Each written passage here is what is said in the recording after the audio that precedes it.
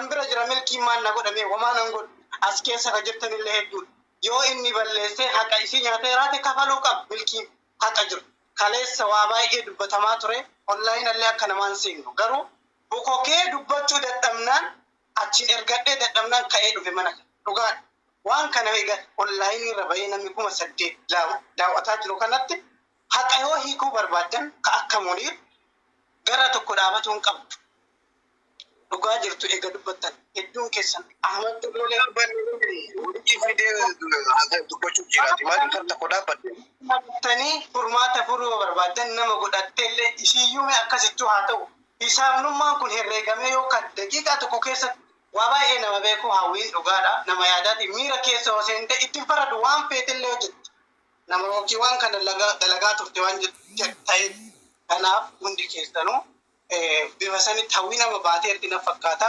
keessaanis amma waan kana dhagaye durallee haasa'uu baadhu dubbisuu yaaleera bilbila argannee garuu dhugaatti yoo dhugaa qabaatti argatuu qabdi milkiin amma na bira jiraatee fi miti haqqi isii yoo bira jiraate dhugaa jirtuun argatuu qabdi isiin jechuudha haqa islaamummaas nu biraa qabdi kanaaf immoo warroonni as jala jirtan kiristaanillee jiraatan musliimni haqa namaa nyaataaf osoo hin taane milkii yoo dogongorra jiraate dhaabuu qabdan hiriyoonni as keessa jirtan laayivii irra seentanii hedduu itti dhiyaatanii dhuftanii milkiin nama isinii waliitiin nama itti tajaajilamaa turtanidha yoo inni haada keessaa bahe karaa deebisuu qabdan waliin taanee as deebitanii maaliidhaaf walirraa fagaachuun walirratti maqaa biraa himuun gaarii miti milkiin kun kana bira jiru jaala kootis dhugaadha garuu hojii walitti hojjettan jechuu dandeetta walii hattanillee waan barbaadanu jedha haqa rabbitu jira garuu koomentii irraallee of qusadhaa waan biraas jechuurraa ani milkiin akkana bira jirutti nama isaa haa godhattu dhugaa isiin haqa yoo qabaatte haqa jirtu irraa fuunaaf rakkoon qabu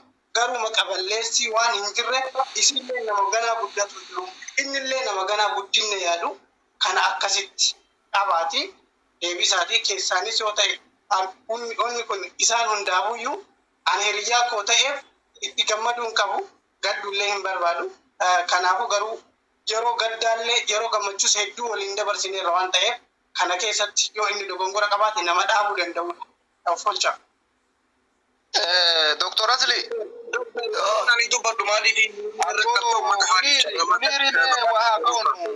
dubbiin kun amma dubbiin amma jajjaba nama akka uffataa jirutti walumaa birallee keessaan dhabamtu waan kana yoo beellamanne maal ta'a agasanii Doktor naaf ni beellat warra isaallee waan kana mallaqa kana deebiin qoratanii nama dhibbaa waan akkasii sanniin faa akka sheeriyaat kana faa dubbiin jajjaba jarana nu nama tokkorra waa murteessuu hin dandeenyu.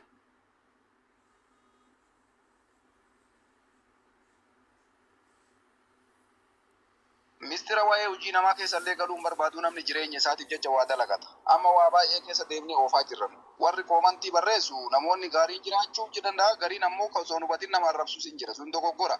An akka nama tokkootitti asli mucaanis waan isa bira jiru alaalu waraqarra akka mucattee akka mucaan isa bira dubbate isaafis akka hin taane waan beekuuf ilmuma isaa sanuu dunyaa haraama nyaachisuun irraan baqqa'u.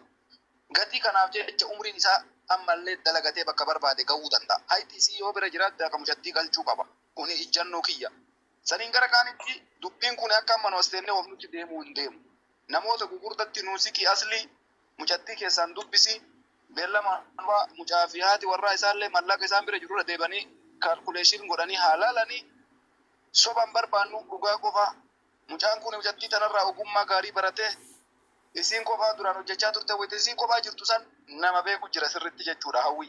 Gatii kanaaf jecha isa kanarraa kaka'een nama biraa dabalatanii akkasitti bifa sanii naa deemu yaada jedhu qaba kanarratti na qabattanis okee jettanis ani yaani kiyya kan isiniin jechuu barbaadeeti. Okay, anis darratti hin qabin anin dubbadha yeroo takka. Ani obboleeyyan kiyya na horii miti muniirii kana daqiiqaa tokko dubbadde ba'a. Ana malee namni beekan. Okay, mee dhaabu Dr. Narraa qabi haa uummata kana. Maal dhaabbaree illee dubbatu. Okay. Obboleeyyan kiyya wanni nani noomsaniif. Amma barnu araarsaa jirra malee sagalee ta'an jiru. Hin qabadhu lakki. Ana kin wal beekna. Rakkoon hin jiru ani kaleessas fideetii walirratti araarsuudhaaf yaalii godhe arrallee akkuma xumuramuu kaniin as fidees isis fide isas fide sije doktor Anwar dubi kana si fide garu wanta ko jira ani dhugaa jiftu haa dubban la dhugaa jiftu disini muciyoon tun yoo akka oromo waliin tokko akka gandaa yoo milki fi obbalitti yoo dhugaa jira ani haqaan dhaabbadhee fi haqaa fi dhaabbadhe malee sila obbaleetii milkii ta'e milkiin isaa nama dinqisiifataa bara kana namni waa akka turee jira hin jiru bara nama gonda tokkooti har'a garuu haqa isii baase jechuudha haqa obbaleetii milkii baase haqa obbaleetii aslii baasaatiin jira jechuudha kanatti akkasiin irraa fudhadhaa tana beekaa sila ganda illee taate ganda jetta no muciyoon tin jala si koomandoo fi dhugaa jirtu isinii garuu haqarra dhiite arrabsamaa kaan isa siinaarra wanni na arrabsanii waan biraatti miti hiyyeessa bira waan hin dhaabbachuuf ajandaa biraan fidiina ajandaa gadda walirratti bu'an anaa fi milkiin keessaanis waan hedduu waliin xumuranii jira ni beeka milkiin ani hedduun kabajaanii garuu walitti araarsuu barbaadeeti aboo irraa barteeti du'aayii walii godhaati atillee walillee yaada walii dabarsaanii na harka jirti isin rakkoon qaban du'aa biraallee isin suudii geessina waliin dubbannee jira kara suudii deemte rakkoon qabu innis dubaa hin dalagatu ammallee obboleeyyan tahanii milkiin tun ballo dubaa keessa deebitus rakkoon qabu isin garuu suudii deemte anas hima rakkoon qabu warra suudii haa hollaatu innis achi ta'e haa hollaatu waan irraa irratellee itti guuttaaf rakkoon hin jiru itti himna waliin dubbannee jirra garuu ani saayidii qabachuu kiyyaa miti wanni milkiin na aarse keessa jaalattanuu jibbitanuu ogummaa tana namayyuu beeka amadis kunoo dhaga'ee jira ana qaxareeyeeti dhengada namkumsati irratti haasawaa ture noon ji'an tanumaan dubbadde ammas kunoo amad ragaa bahaa jira lakki isinirraa barteeti humaan qabu bagasi barsiisteeti garuu du'aayii wal eebisaa jechuun jira kalees dhiifama gaafate narratti duulii namaan akkanaatti dhugaa jirtuun isinii kanaaf obboleeyyan kiyya milkii ummata dhaga'i waan tajaajileemi bagasi barsiiste garuu maqaa isin xiqqeessin anaa qaxxare anaa barsiiseen jee isin jalaa barachuu kee humaa rakkoon qabu kun kanumaan si ibsu barbaadde kalees dhiifama gaafatte rakkoo hin qabu uummanni achi bubbutee kaleessa ana nama 100 oliitiitu diina kiyya warra kallattiidhaan jechuun kara waassaappiitii fi kannaan sababaan maali nama waan biraatii miti maallaqa intala tanaa deebisi warra asirra teessanii muniir kun naaf beeka maarree beeka jinni beeka jettan san mana biraatti waliin haasoi dhimma miciyoof dhufne ani qophi yeroo hunda maallaqa shamarra nyaachuun amma booda ni dhaabbataa miti kara rabbiitis kara feetanis kara shirkiitiin illee keessa seenetiin hojjedha amma booda waan feetan fittan malee garuu amma dhimma milkiitii fi araara wanta haasa'u jira ajandaa kiyya maqaa tokko namni as gubbaan akkaasi namni na barbaaddan koottaa haqa shamarra yoo nyaatte abadan si saaxilu hudduuduba hin deebi'u abbaa feete milkiitti hirkattanii maqaa kiyya kan akkaasne namni tokko asli doktor kanaan si dhaamachuu barbaada xumure wala dhiifama doktor bagolillee na darbite namni namaa dubbatee namni maqaa naman dhoofne hin jiru sun dhimma isaati namni kun yoo dhugaa rabbii ufii sodaate zabana kana yoo namni waa xiqqoo dubbate dhugaan tunin awwaalamti ka kijibaa kana biraa tolti malee namuu garuu qarbii ufii tana adduma gala ani akka sammuu yookiin wallaalumsa sammuu kootititti wanti kun erga dalagaan ta'e micayyoon kun nama tokko keettee fi jechuu deeynin isaa irrattis ba'ama taati malee isuma miiti malee birriin tokko haqa namaa deeynin tokko isa waan fayyadu wanti hojjetame kun isin ji'a 3 haa jettu inni ji'a 10 haa jedhu inni ji'a 2 haa jedhu namni kamiyyuu barateera birrii takkaa yoo bitame sakandii fi yeroo wajjin ba'a micayyoon kun nama tokko kaawwattee nama tokko amantu haa allaalam dasee obboleessi isiisunuu jira isiin amanuu haa diddu obboleessuma isiisanuu fuudhanii hirreega kana ol baasanii abbaan ofii dhara fuudhe mataa ofiitti irratti hin gala namni kun yoo dhugaa oromoof yaade yoo dhugaa waliif yaadu teettan namni keen osoo wal cabsuu hin taane namni asirratti ilaalu 8,500 kuni osoo khayrii micayyoo tanaa birrii takka gurra jennee namni 200 bakka kana jalan dhufu yoo afaaniin haasofne malee yoo kijibaaf iyyine malee dhugaa rabbi yoo ka dubbachuu barbaaddan taate micayyoon nama tokko haa kaayyattu abbaa barbaadde yoo isin didde obboleessa tiruutiisa fuudhanii viidiyoodhaan sa'atiisa waraabame hirreen isii lafa ga'ee wanti isarra jiru ila obboleessa kee kana diratti hambist kayxee hayti kee kana jedhanii waan ragaan jiru baasuudha malee qaxaruuf deemuun bu'aan qabu namni yoo miira keessa ka'e miidiyaa kanatti nama tokkoof hin dhagwaani reefi gizee gara laafoo fi naasir fidi jettu sani an gara laafoo sirrii guyyaa lamaati miidiyaa irraa badeera waan jarri illee akkuma obboleeffatti akka namaatti amma dura dhimma biraatiif sababa muniirii kana fa'aa dhaaree firaaree walitti hin dhufu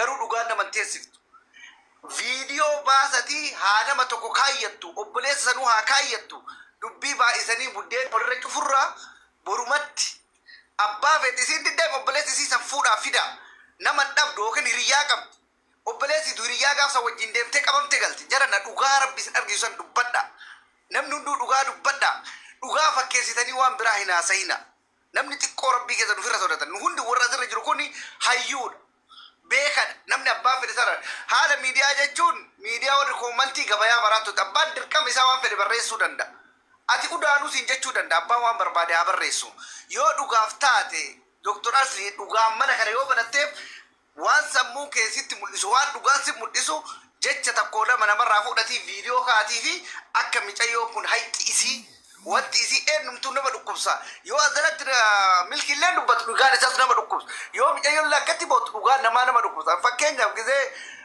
marree banee waa'ee kiyyarraa ganniifa wajjinaa sun beeka namni kun Allahu aalam jedha waan ija keessa hin argin Allahu aalamii barbaachisa dhugaa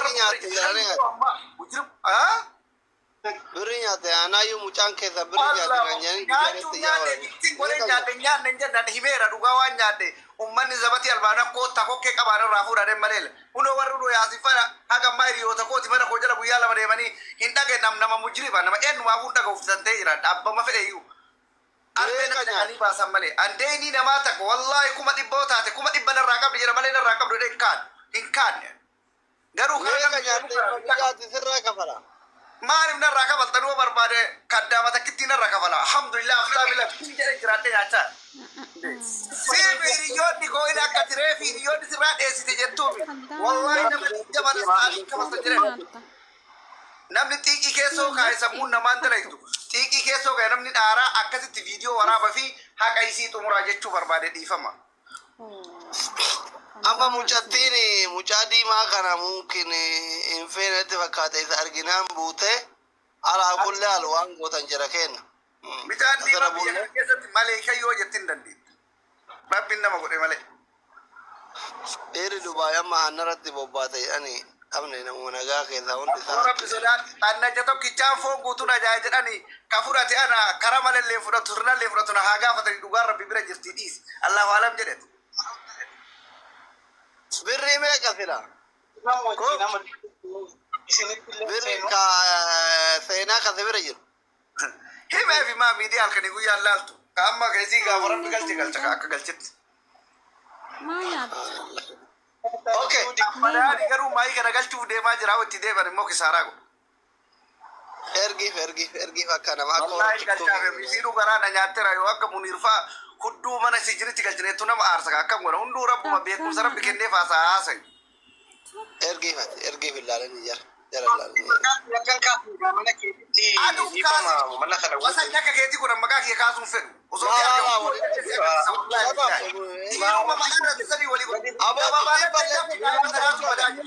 Yaada keessan dubbattanis yaada dubartoota illee mee kan acarraa Sumayyaa maal jettati waan dhiirri Dubaay godhaa jiru kana irratti nama ustaazatti kenna. Assalamu alaikum warahmatullahi wabarakatuh. Waalaikum salaam wa मैं माइकी गवन दासा मेरा खाने आने का Fayyaa keessanii? Ani naannabsee wantan qabu rakkoon qabu kiyyaati itti fufee laakiin maqaa kiyya kan kaasne amma booda mana kanatti ati naarra kan dubbanne biyyaa keessatti barbaadu bara fiiggee narraa kaasu akka dubbannes keessatti wasayni akka raamu. ani ati naarrabsu jira Asii lamaan isaanii lubbuus mana namaa jiran. Sirraa gadi baate keessa walirraa deemaati yoo walirraa barbaadan. Hai. Jaarsummaa irraa cara ragattaatti ni wanti. Rakkirraa mata isiniif haa godhu. jiruun barbaannu Dr. Anwiillee yoo as jala jiraatte seeniiti ani kan dhufe hamman xiqqoo yaadni kun hin harka waan galuudhaaf karaa natti mijannee bokokee dhiyeenya kana jira sanumaa fi dhiira Dubaay yoo jettanii as jalatti illee dubbattan dhugaadha kan waa balleessi yookiin tokko lama hundumatu waliin waamama. Anis kun milkii waliin boru na dammaruu dandeettanii. Ani wallahi birri takkallee waan keessaa qabu hin jiru garuu waan walitti dalaganne waan hojjetanillee ollaa jira malee hin beeku. Haa ta'uuti garuu waliinillee himame. Hiriyyaa waliin jirrutu tokko isa. Kanaaf dhimma kana eega qabdan hawwiinis ol deebi'i. Nama kanaan ala hin qabdu. Nama kanaatti himattee haqa kee ka jiru milkiin na bira jiraatee fi miti. Finne isaa guddifachuuf karoora isaatiif kaayoo isaa kan reefu jalqaban isaan yookiin gad dhaabatanii yeroo dhiyoo kana jammaranii. Kanaafillee atillee yookiin waan kanas narraa baratan ana kami keessaa hafillee jettee si dhagahamuu danda'a. Quuqama kee qabdu sanillee hoo taate himatteerta itti dabaltuuyyuu dhugaa dubbattuu innillee dubbateera. Wanti jiru namni kunillee kaas keessa jiru wal balleessaniif innis yoo haqa keellee dabse. Boruma dhugaan nama qaqqabdi eenyullee dhugaan ilma rabbiiti. Eessa akka geenyu hin beeknu barruu ka jiru kana atillee nama boru guddatu yoo haqatti dabaltee dharatti dabaltee waan hin jirre himatte waan si mudatu hin beektu yookiin dhugaan durii ilmaan namaa deebiti. Amma mootuu abbamaa deebi'aa jirti waan ta'eef kanaaf rabbi haqa nu haa dubbisu. Nama hundallee walii qabdanii hin arrabsina. Haa ta'uti eega furmaata keettanii jechi Ahmad Tulullee dubbatellee gaariima. Doktor amma yaada biraa ajandaa biraa jijjiiroo osoo hin taane anaaf jecha hoo baatee jiraatti. Asii miti laayivii miti manaa gadhiisee hin deema. Ani wanni guddaan namni kun lamaan dhugaadhaan waliin guyyaa lamallee taatu sadiillee taatu gammachuu waliin dhuganii turanii jiran. Walittillee dalaganii mallaqallee walitti argatanii jiran. Dhugaan bakkatti dabdetti hoo jiraatti rabbi dhugaa isaaniitiif waan isaanii haa fixuufi barbaada. Gara milkiillee goruu hin barbaadu. Gara hawwiillee goruu hin barbaadu. Yoo rabbiin fixee waan jirtu ani irra gama kootiitti akka saahibummaa isaatti haqni hawwii gara milkiitti akka taatu hin barbaadu. Gama kootii waan jiru herregee innillee namni waa dalagu waa dagata. Tini galee gatta ani tasgabbaanii haadha warraa ofii waliin. Guyyaan amma dubbatan kunillee dogongorallee yoo ta'e yaadanii akkuma san nama san godhattee kun furmaata argachuu qaba. Wal balleessuun maqaa wal balleessuun waa takka bullingii tokko diiguuf namni tokko diiguu danda'a. Ijaaruutu garuu nama keenyatti ulfaate waan ta'eef wal ijaaruu yoo barbaadan karaan salphaadha. Sumayyaatillee namoota kana hin beekta hawwiillee hin beekta yaadaa qabduuf dubbattisee namni hedduun as jala jira ergatee ta'a malee waatu keessaa dubbata. Kanaaf ifa manaa godhaa. Anjalaa bayaa akkuma dura fiddanii fidaati nama godhaa fi dubbii kanaaf moolaa baachuu barbaadee galatooma. Asli mee hawwiyya jiraatta hawwii deebisi.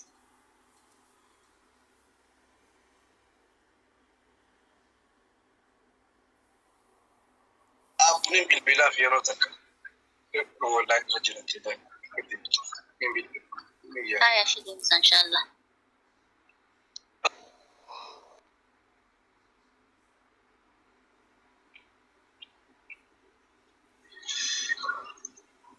Silkiin ho'ina darbaa rabbo. Koodhaaf akkasumatti wallaahi asumarratti bilbila kaaniin harkaa qaba. Bilbila yoo mana namaa jirti ittiin bilbila akka reefuu deebitee mana namaa jettee rakkoodha. Carraa takkanii yaadla. Yoo hin taanes akkuma goone xumurraa milkii bilbila keetis nin qaba keessiitis nin qaba. Hangan danda'utti Wallahi yaadan kennan dede kanan kan dubbatu malee kan dubbatu namaan jedhu hin jiru. Dubbatu ati munir itti bilbili muyutu godhadhuutini. Dubbatu Sumayya. Maal isinitti fakkaata jalqaba irratti uummanni sooshaal miidiyaa irraa kun namni kamiyyuu sooshaal miidiyaa kana fayyadamu keessattis jireenya mataa ofii qaba. Hawwi yoo akkana jiraatte mucaan diimaan deeme kootu hayyee. Garuu waan tokko yoo dubbattanis haa ta'u yoo barreessitanis haa ta'u yoo gootanis haa ta'u dhugaan eessa akka jirtu gama nama daalatiin dubbadhaadha. Warri barreessitanillee nama tokkorra gortanii tokkoon arrabsinaadha. Ana milkiis yaa ta'u hawwiin anaaf qixxeedha. Manni keenyas waluma biraa ittiin ganga daqiiqaa shaniitti kan nuti walirraa fagaannu. Garuu milkii caalaa hawwiitu natti dhiyaata. Sababbiin isaallee intalti tun intala kaleessa harka kiyyarratti shaadaa qabatteedha waan ta'eef. Intala kaleessa bakka isaa wajjin turre har'a gara na wajjin dhufneedha waan ta'eef jechuudha. Osoo eenyuuf dubbattaa jettanii na gaafattanii ani hawwiifaan dubbadha. Osoma haqni milkiidhaa gara hawwiituu kan darbu ta'e silaayyuu haqa isheet irratti maleeyyuu milkiin ni gargaara tureyyuu maaliifi ofiillee yoo dadhabe ta'e yaa uummata musliimaan talti kun waa hunda ishee dhiistee kaleecha kara keenyatti dhufteeti intala kana yaa gargaarru obboleettii teenya musliimaatii jedheetoo